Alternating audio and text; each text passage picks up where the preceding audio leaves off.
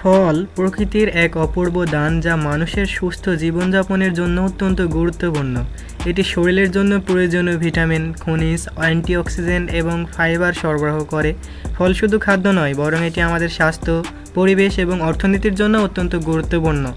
ফল হলো উদ্ভিদের সেই অংশ যা ফুলের পরিপক্কতা থেকে উৎপন্ন হয় এবং এতে সাধারণ বীজ থাকে।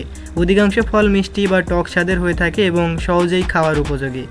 ফল বিভিন্ন ধরনের হতে পারে, এগুলোকে বিভিন্ন ভাগে ভাগ করা যায়। মৌসুমি ফল, যেসব ফল নির্দিষ্ট ঋতুতে পাওয়া যায় তাদের মৌসুমি ফল বলা হয়, যেমন গ্রীষ্মকালীন ফল, শীতকালীন ফল, বর্ষাকালীন ফল। আবার কিছু ফল রয়েছে যেগুলোকে 12 মাসই পাওয়া যায়।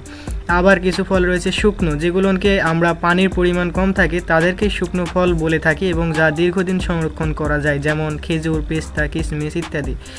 ফল পুষ্টির এক বিশাল উৎস। এতে রয়েছে vitamin A, B, C, E এবং K, mineral, iron, calcium, potassium, magnesium. হজম শক্তি বৃদ্ধিতে সাহায্য করে ফাইবার, রোগ প্রতিরোধ ক্ষমতা বাড়ায় অ্যান্টিঅক্সিডেন্ট এবং কিছু ফল আমাদের চোখের জন্য ভালো, যেমন